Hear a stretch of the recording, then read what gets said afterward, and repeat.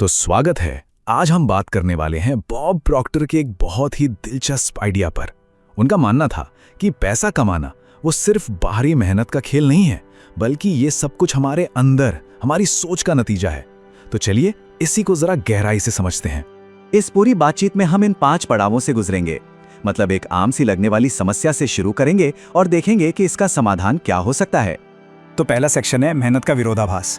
मतलब जो ट्रेडमिल वाला एफर्ट होता है ना, वो तो सबसे बड़ा सवाल यही उठता है कि जी तोड़ शारीरिक मेहनत करने के बाद भी क्यों कुछ लोग अमीर नहीं बन पाते। ये एक ऐसी पहेली है जिससे ना जाने कितने लोग रोज जूझते हैं। और इसी सोच को समझाने के लिए ना एक ट्रेडमिल का उदाहरण दिया जाता है। सोचिए एक इंसान ट्रेडमिल पर दौड़ रहा है, पसीने से लथपथ है, पूरी तरह थक चुका है, लेकिन जा कहीं नहीं रहा। बस यही हाल होता है जब मेहनत तो बहुत होती है पर फाइनेंशियल प्रोग्रेस जीरो। अच्छा, अब आते हैं दूसरे सेक्शन पर, एफर्ट वर्सेस वैल्यू, यानी मेहनत बनाम मूल्य। और यहां हम उस सबसे बड़े झूठ को समझने की कोशिश करेंगे जो शायद हम सबको पैसे के बारे में सिखाया गया है। देखिए, इसका जो मूल सिद्धांत है ना, वो ये है कि सिर्फ शारीरिक मेहनत करना दौलत की असली चाबी नहीं है।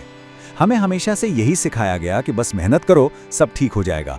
पर यह फिलॉसफी कहती है नहीं, ये सबसे बड़ा झूठ है। चलिए जानते हैं क्यों। इसको ना एक बहुत आसान से उदाहरण से समझते हैं। एक तरफ एक सफाई कर्मचारी है जो 8 घंटे लगातार काम करता है। दूसरी तरफ एक कॉर्पोरेट लॉयर है जो शायद उतना शारीरिक काम ना करे। दोनों मेहनत कर रहे हैं, पर उनकी कमाई में जमीन आसमान का फर्क क्यों है? क्योंकि बाजार को इससे मतलब नहीं कि कितने घंटे काम किया गया। बाजार देखता है कि उस काम की वैल्यू क्या है, उसकी जरूरत कितनी है। और यहीं पर एक बहुत चौंकाने वाला आंकड़ा सामने आता है। लगभग 70% लोग अपने काम से इमोशनली जुड़े हुए ही नहीं हैं, मतलब डिस्कनेक्टेड हैं। और शायद यही वजह है कि ज्यादातर लोग बस एफर्ट करते रहते हैं, वैल्यू क्रिएट करने पर ध्यान ही नहीं देते। वो बस एक रोबोट की तरह काम निपटा रहे होते हैं, बिना किसी जुनून की। अब आता है तीसरा और शायद सबसे जरूरी हिस्सा, द फाइनेंशियल थर्मोस्टैट। हमारी वो छिपी हुई सेल्फ इमेज जो हमें आगे बढ़ने से रोकती है। तो ये इंटरनल थर्मोस्टैट है क्या? ये एक तरह की हमारी अवचेतन, मतलब सबकॉन्शियस सेल्फ इमेज है। ये हमारे दिमाग में एक फाइनेंशियल कंफर्ट जोन सेट कर देती है, और जैसे ही हम उससे ऊपर जाने की कोशिश करते हैं ना, ये हमें वापस खींच लेती है। ये एक अंदर की आवाज है जो धीरे से कहती है, अरे नहीं, ये मेरे लिए नहीं है, या मैं इसके लायक कहाँ हूं। और अगर इस थर्मोस्टैट थ्योरी का सबूत चाहिए तो जरा ये देखिए। 70% लॉटरी विनर जो रातों रात करोड़पति बनते हैं, कुछ ही सालों में वापस कंगाल हो जाते हैं। क्यों? क्योंकि उनका बैंक अकाउंट तो बदल गया, पर उनका दिमाग, उनका वो अंदर का थर्मोस्टैट, वो अभी भी गरीबी पर ही सेट था। और ये सेटिंग होती कैसे है? उन बातों से जो हम बचपन से सुनते आए हैं, जैसे पैसा क्या पेड़ पर उगता है, अमीर लोग तो लालची होते हैं, जिंदगी बहुत मुश्किल है। ये सारी बातें हमारे दिमाग में बैठ जाती हैं और हमारे उस फाइनेंशियल थर्मोस्टैट को बहुत कम पर सेट कर देती हैं, और हम अनजाने में ही उसी दायरे में फंसे रह जाते हैं। चलिए अब आते हैं चौथे हिस्से पर, और ये एक बहुत बड़ा टर्निंग पॉइंट है। इसे कहते हैं हम पटकथा के लेखक। ये वो पल है जब हमें अपनी असली ताकत का एहसास होता है। ये एक लाइन जरा ध्यान से सुनिए। आप अपनी जिंदगी की फिल्म के सिर्फ एक किरदार नहीं हैं, आप उस फिल्म के स्क्रिप्ट राइटर हैं। मतलब हमारी आर्थिक कहानी के हम विक्टिम नहीं, बल्कि क्रिएटर हैं। हम ही उसे लिख रहे हैं।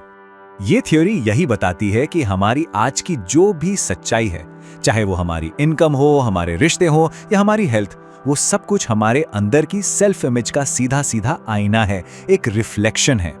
मतलब साफ है, अगर एक अलग जिंदगी चाहिए तो पुरानी सोच के साथ वही पुराना इंसान बने रहकर उसे हासिल नहीं किया जा सकता, है ना? मक्के का बीज बोकर गुलाब की उम्मीद तो नहीं कर सकते।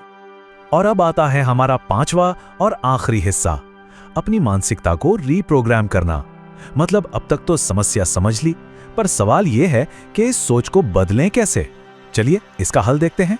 तो अपने इस इंटरनल फाइनेंशियल थर्मोस्टैट को रीसेट कैसे किया जाए, इसके लिए यह फिलॉसफी 3 बहुत ही प्रैक्टिकल कदम बताती है। पहला कदम, उस ट्रेडमिल को रोकिए। मतलब इस सोच से बाहर निकलिए कि और घंटे काम करने से ज्यादा पैसा आएगा।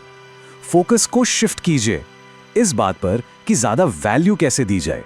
दूसरा कदम है विजुअलाइजेशन की प्रैक्टिस, यानी उस जिंदगी को देखना और महसूस करना जो हम चाहते हैं, ऐसे जैसे वो अभी हो रही है। सोचिए, उस एहसास को महसूस कीजिए जब सुबह उठें और पैसों की कोई चिंता ही ना हो। वो कैसा महसूस होगा? और तीसरा कदम है अफर्मेशंस यानी पुष्टि। मैं अबंडेंस का एक मैग्नेट हो, इस तरह के स्टेटमेंट्स का इस्तेमाल करना। और नहीं, ये कोई सिर्फ किताबी बातें नहीं है, ये एक तरह की न्यूरोलॉजिकल रीप्रोग्रामिंग है। अपने दिमाग को जानबूझकर रीवायर करना ताकि पैसे और सेल्फ वर्थ को लेकर जो पुरानी नेगेटिव बातें हैं उन्हें बदला जा सके। और आखिर में ये एक लाइन इस पूरी फिलॉसफी का निचोड़ है। किसी इंसान का बैंक अकाउंट उसकी आत्मा का एक पिछड़ा हुआ इंडिकेटर है। इसका सीधा सा मतलब है, हमारा बैंक बैलेंस हमारी अंदरूनी सोच का बस एक आईना है। अगर अंदर से खुद को अमीर महसूस करेंगे तो बाहर भी वो दिखना शुरू हो जाएगा। तो अब अंत में एक सवाल सबके सोचने के लिए, असल में फाइनेंशियल वैल्यू का असली सोर्स क्या है? घंटों की मेहनत या हमारे दिमाग में चल रही सोच?